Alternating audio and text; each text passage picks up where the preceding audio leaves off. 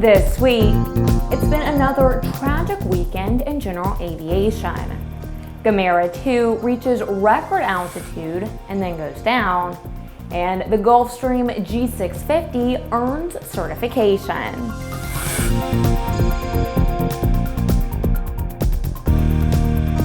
I'm Ashley Hale. Welcome to the Tuesday bi-weekly edition of Airborne here on Aero-TV. Our program today is being posted on 9/11, 11 years after al-Qaeda terrorists took control of 4 airplanes with little more than boxcutters and brought down the World Trade Center, crashed another into the Pentagon, and would have done more had it not been for brave passengers who put up a fight aboard Flight 93 over Pennsylvania. In those 11 years, aviation has changed, and many would say not for the better. Much of that change has come at the hands of a new government agency, the Transportation Security Administration, in an effort to keep the traveling public safe. Now, while that is a laudable goal, many policies that have been put in place don't seem to be much about safety as much as we have something to do, so we'll do this. For the most part, pilots and the public understand why there are fences around airports, and passengers are subjected to often intrusive searches before they can board a plane, without liking the policies or the events that made them necessary. But in the world we live in, a return to the good old days is not very likely. We at ANN urge you to take a moment to remember those who lost their lives 11 years ago today. For the third successive weekend, there have been multiple fatal accidents, claiming the lives of 3 pilots. Famed warbird pilot and craftsman Bob Odegaard, one of the men responsible for the formation of the Fargo Air Museum and the Fargo Air Show, was practicing for a weekend air show when his Super Corsair went down Friday evening. Odegaard was 66 years old and came from Kindred, North Dakota, where he had developed a worldwide reputation as a master craftsman of war-era aircraft and as an expert pilot.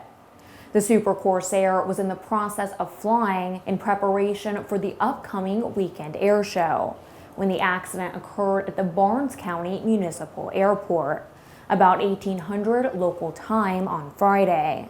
Odegaard was reportedly practicing a barrel roll when the plane impacted the ground. Shrapnel damaged at least 2 other aircraft on the ground, and the scheduled air show was canceled. Odegaard's 1945 Super Corsair was reportedly one of only 2 such examples of the breed that was still flying, and photographs show the aircraft post-impact pretty thoroughly destroyed. Officials hope that the air show can be rescheduled at a future date when pilots feel like flying again and in memory of Odegaard. Then on Saturday in Borrego Springs, California, a member of the USA Advanced Aerobatic Team was killed when he reportedly jumped from his plane as it was suffering a mechanical issue, only to see his parachute fail. KNSD-TV identified the pilot as Ronaldo Bayer, a cardiologist at Sharp Reese Steele Medical Center. The station cited an email from the hospital's medical director, who said Bayer died after the plane he was flying had a mechanical problem. The Associated Press reports that Bayer was practicing aerobatic maneuvers in the single-engine MXS aerobatic plane when the accident occurred about 12:30 p.m. north of Borrego Valley Airport. And in Idaho, just 5 hours later, a small plane that NorthwestCableNews.com reports was performing at a Republican Party fundraiser crashed, fatally injuring the pilot. The plane was one of 2 during flyovers of the event. The crash happened just after 5:30 p.m., a few miles north of Moscow near the town of Viola. The Leyte County Republicans were holding their annual fundraiser and picnic at the time. According to the county sheriff's office, witnesses reportedly heard the airplane's engine revving loudly just before the crash. The plane came apart and caught fire. The pilot was the only occupant on board, and his name has not yet been released at our deadline. All 3 accidents are under investigation. Author and aviator Richard Bach continues to recover from injuries he suffered in the crash of his experimental amphibian on August 31st. Bach's son James told the Huffington Post newspaper that his father is in sort of a daze. He's able to speak a few words and respond to simple commands, but does not seem to know why he's in the hospital. The 76-year-old Bach remains hospitalized in serious condition in Seattle. In a flight on September 1st, the human-powered Gamera II helicopter reached its highest altitude yet at 9.4 feet, but not before going down with a mechanical failure. The cause of the crash was the mid-air failure of a joint in one of the airframe arms. The joint had been repaired from a previous crash and had passed a static load test. No one was injured in the accident.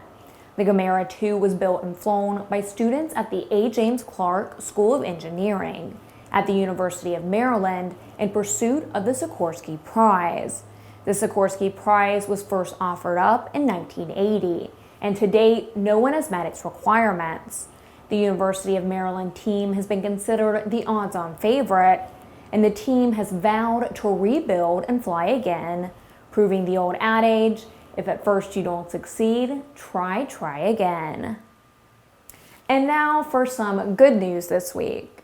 Following on the heels of the certification of the G280, Gulfstream's ultra-large cabin, ultra-long-range Gulfstream G650 business jet aircraft received a type certificate Friday from the FAA. Tom Patton reports. The certification verifies the airworthiness of the aircraft's design. Gulfstream announced the G650 on March 13, 2008, 5 years after it began designing the business jet, and ANN was in Savannah, Georgia as the first airplane rolled out under its own power on September 29, 2009. Over the next 35 months, 7 aircraft were involved in the flight test program, accumulating more than 3,889 hours over 1,181 flights. Gulfstream President Larry Flynn said, quote, "The G650 is a superlative aircraft that speaks to all that is good about business aviation: safety, security, flexibility, comfort, and capability." Gulfstream expects to deliver the first fully outfitted G650 business jets to customers before the end of the year. The company has received more than 200 orders for the aircraft. For Airborne, I'm Tom Patton. Bombardier Aerospace's Learjet 75 jet continues to achieve its development milestones with the first powering up of the aircraft's electrical systems on the Wichita production line. Aircraft power, including to the new Bombardier Vision flight deck, was switched on during the week of August 21st as the aircraft progresses toward its 2013 entry into service. Bombardier says this is an important milestone because there have been major changes to the wiring harnesses to accommodate the Garmin avionics. The Bombardier Vision flight deck for Learjet 70 and Learjet 75 aircraft features the fully integrated Garmin G5000 digital avionics suite. The Bombardier Vision flight deck is designed to deliver a completely new cockpit experience by combining the best in technological advancements with superior design aesthetics. As such, it provides pilots flying the Learjet 70 and Learjet 75 an unprecedented level of control and comfort. You're watching Airborne. In a moment, Airbus gazes into its crystal ball. Since the early days of powered flight, pilots have struggled with landing in crosswinds and learning proper crosswind landing techniques. Even today, most crosswind landing skills are learned through trial and error, sometimes with disastrous results. Believe it or not, the most common contributing factor in weather-related accidents each year is crosswinds. The second most common factor is wind gusts. In fact, crosswinds and wind gusts cause more landing accidents than fog, thunderstorms, and icing combined. That's where the Redbird X-Wind SE comes in. It teaches pilots the proper techniques to meet and beat these top 2 causes of weather-related landing accidents. By placing pilots in gusty crosswind conditions for extended periods of time, the X-Wind SE gives instructors all the time they need to teach the pilot the proper techniques for landing in challenging crosswind conditions. For more information on Redbird flight simulations, the Redbird X-Wind SE, and Redbird's entire line of flight training devices, visit www.redbirdflightsimulations.com. Welcome back. If you'd like to suggest a story for Airborne, Aero-TV, our website, or our podcast, send us an email to news-spy@aero-news.net. What will commercial aviation look like in 2050? Well, no one can truly know for sure. Airbus has put forth its Smarter Skies vision for sustainable aviation in 2050 and beyond.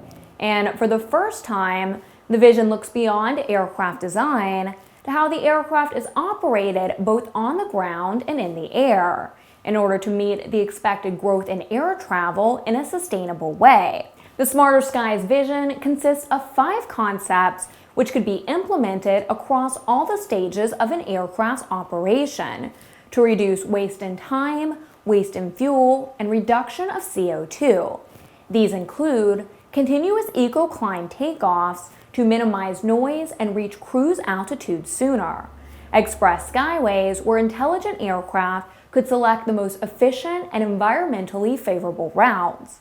Low noise, free glide approaches and landings to reduce emissions during descent. Low emission ground operations and use of biofuels and other alternative energy sources to reduce aviation's environmental footprint. These new capabilities are designed to reduce traffic congestion and delays, will allow more direct routes, better flight profiles, and should help reduce the cost of air navigation services through advanced communications and technologies.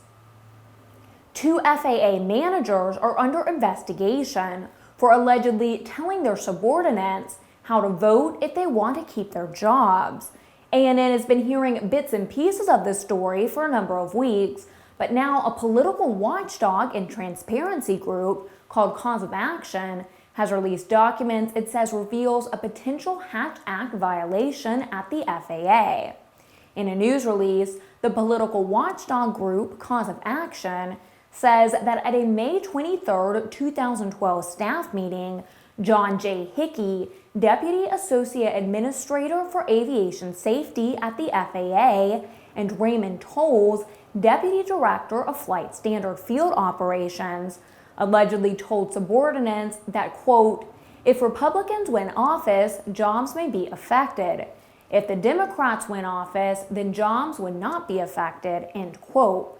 Additionally, Hickey and Tolles held mandatory meetings with employees at other regional FAA offices, where similar comments may have been repeated. Whistleblowers came forward after the May 23rd meeting, alerting a deputy regional counsel in the FAA's Northwest Mountain Region office, who is now conducting an investigation.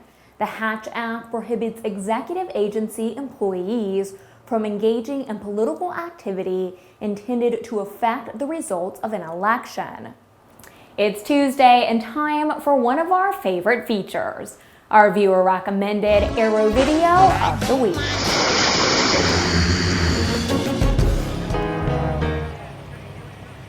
Today, our video is the dream that every pilot has considered at one time or another, flying through an airplane hangar. On this video, Skip Stewart doesn't exactly go through the hangar, but he does zoom through a very small space separating 2 hangars. To find this video, search YouTube for Skip Stewart Flies Through Hangars in Alabama. Well, if you've ever wanted to try your hand at landing an inflatable spacecraft, now's your chance. All you need is a smartphone, a computer, or a tablet. NASA has released a new educational computer web game based on its hypersonic inflatable aerodynamic decelerator. The game can be played on the internet and Apple and Android mobile devices. HIAD is an innovative inflatable spacecraft technology NASA is developing to allow giant cones of inner tubes stacked together to transport cargo to other planets or bring cargo back from the International Space Station. The game's premise is an inflatable heat shield that returns cargo from the space station to Earth.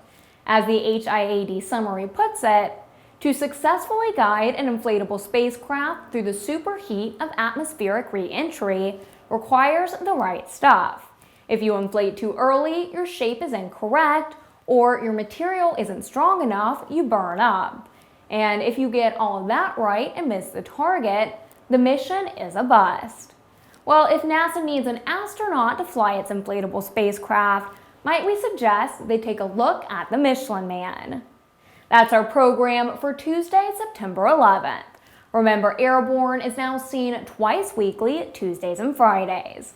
Quick, concise, and convenient, you're always up to date when you're airborne with Aero-TV. I'm Ashley Hale, thanks for watching, and we'll see you again this Friday with another edition of Airborne.